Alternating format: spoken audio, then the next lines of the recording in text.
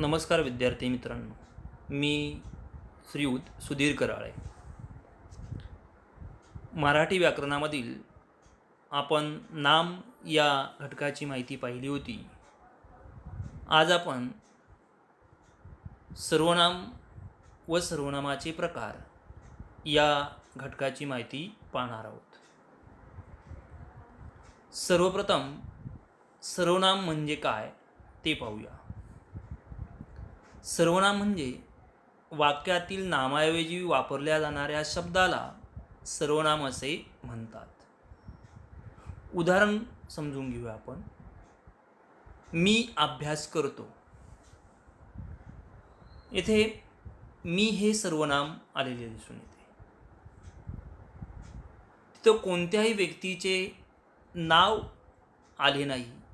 त्या नावाच्या ऐवजी मी हे सर्वनाम तिथे आले आहे आणि म्हणून नामाच्या ऐवजी वापरल्या जाणाऱ्या शब्दाला सर्वनाम असे म्हणतात. तर पाहूया आता सर्वनामाचे प्रकार. सर्वनामाचे एकूण 6 प्रकार पडतात. पहिला आहे पुरुषवाचक सर्वनाम, दुसरा दर्शक सर्वनाम, तिसरा संबंधी सर्वनाम, चौथा प्रश्नार्थक सर्वनाम, पाचवा सामान्य किंवा अनिश्चित सर्वनाम आणि 6वा आत्मवाचक सर्वनाम. तर त्यापैकी पहिला जो प्रकार आहे तो पुरुषवाचक सर्वनाम, त्याची माहिती आपण पाहूया. व्याख्या आहे त्याची. आपण स्वतःविषयी बोलतो किंवा लिहितो, आपण दुसऱ्याविषयी बोलतो किंवा लिहितो, आपण तिसऱ्याविषयी बोलतो किंवा लिहितो, तेव्हा हे पुरुषवाचक सर्वनाम आलेले दिसून येते. या पुरुषवाचक सर्वनामाचे देखील 3 प्रकार पडतात. त्यापैकी पहिला आहे प्रथम पुरुषवाचक सर्वनाम, दुसरा आहे द्वितीय पुरुषवाचक सर्वनाम आणि तिसरा आहे तृतीय पुरुषवाचक सर्वनाम. सविस्तर त्याची माहिती आपण पाहूया. त्यापैकी पहिला आहे प्रथम पुरुषवाचक सर्वनाम.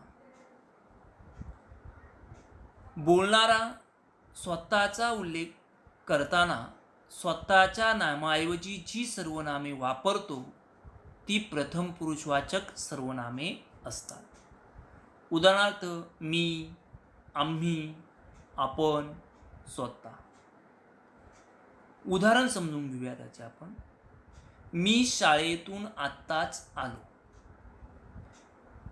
या पहिल्या वाक्यामध्ये मी हे प्रथम पुरुषवाचक सर्वनाम असलेले दिसते. दुसरं वाक्य आहे आम्ही उद्या सहलीत जाऊ. या वाक्यामध्ये आम्ही हे प्रथम पुरुषवाचक सर्वनाम आहे. दुसरा प्रकार पाहूया त्याचा, द्वितीय पुरुषवाचक सर्वनाम.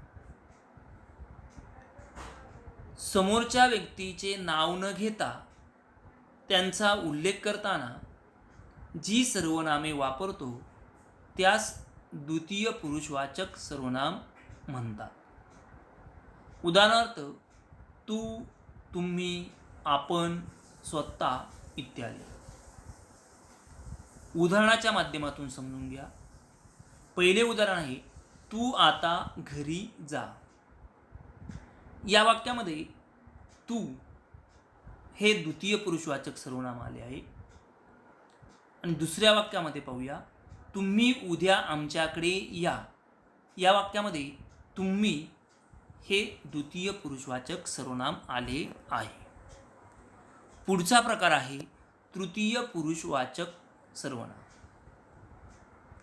ज्याविषयी बोलायचे त्या व्यक्ती व वस्तू यांचा उल्लेख करताना जी सर्वनामे वापरतो ती तृतीय पुरुषवाचक सर्वनामे आहेत. याच्यामध्ये तो, ती, ते आणि त्या ही सर्वनामं असलेली दिसतात. तो उदाहरणाच्या माध्यमातून समजून घ्या. तो उद्या शाळेत येणार नाही. पहिल्या वाक्यामध्ये तो हे तृतीय पुरुषवाचक सर्वनाम आहे. दुसरं वाक्य आहे ती घरी अभ्यास करते. या वाक्यामध्ये ती हे तृतीय पुरुषवाचक सर्वनाम आहे. सर्वनामाचा दुसरा प्रकार जो आहे तो दर्शक सर्वनाम. नावामध्येच त्याच्या व्याख्या सामावलेली आहे. पाहूया तर व्याख्या. जवळची किंवा दूरची वस्तू दाखवण्यासाठी ज्या सर्वनामांचा उपयोग केला जातो त्यास दर्शक सर्वनाम म्हणतात. उदाहरणार्थ हा, ही, हे, तो, ती, ते ही दर्शक सर्वनाम आहे. आता तो, ती, ते ही तृतीय पुरुषवाचक सुद्धा सर्वनामे होती. परंतु मग दर्शक सर्वनामे आणि तृतीय पुरुषवाचक सर्वनामे यातील फरक ओळखायचा कसा? तर त्याच्यामध्ये वस्तू दाखवली जाणार नाही. दर्शक सर्वनामामध्ये ती वस्तू दाखवली जाते. तर उदाहरण पाहूया. ही माझी टोपी आहे. इथे टोपी ही वस्तू ही या सर्वनामाने दाखवली, म्हणून ते झालं दर्शक सर्वनाम. तो पेन आहे. इथे पेन ही वस्तू तो या सर्वनामाने दाखवली गेली आहे, म्हणून ते दर्शक सर्वनाम आहे. तिसरा प्रकार आहे संबंधी सर्वनाम. वाक्यात पुढे येणाऱ्या दर्शक सर्वनामाशी संबंध दाखवणाऱ्या सर्वनामांना संबंधी सर्वनाम म्हणतात. उदाहरणार्थ आहेत त्याची जो, जी, जे, ज्या. आता पाहूया उदाहरणाच्या माध्यमातून. जे चकाकते ते सोने नव्हे. या वाक्यामध्ये ते हे दर्शक सर्वनाम आले, पण ते या सर्वनामाचा जे या सर्वनामाशी संबंध जोडला गेला आणि म्हणून जे हे संबंधी सर्वनाम असलेले दिसून येते. चौथा प्रकार आहे प्रश्नार्थक सर्वनाम. ज्या सर्वनामाचा उपयोग वाक्यात प्रश्न विचारण्यासाठी होतो त्यांना प्रश्नार्थक सर्वनामे म्हणतात. मग याच्यामध्ये कोण, कोणी, कोणास, कोणाला, काय इत्यादी ही प्रश्नार्थक सर्वनामे असतात. परंतु त्या सर्वनामांनी वाक्याला प्रश्न विचारला गेला पाहिजे, तेव्हा ती प्रश्नार्थक सर्वनामे होतात. उदाहरण पाहूया. कोण बोलतो तिकडे. ते या वाक्यामध्ये कोण या सर्वनामाने वाक्यामध्ये प्रश्न विचारला गेला, म्हणून कोण हे प्रश्नार्थक सर्वनाम झाले आहे.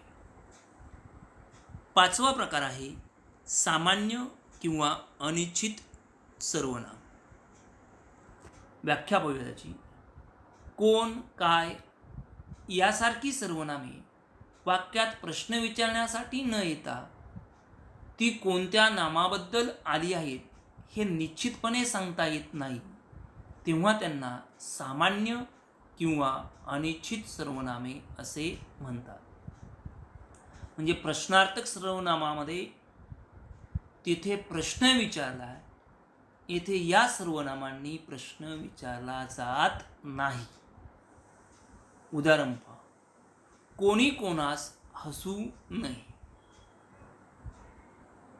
या वाक्यामध्ये कोणी या सर्वनामानं वाक्याला प्रश्न विचारला नाही, म्हणून कोणी हे सामान्य किंवा अनिश्चित सर्वनाम आहे.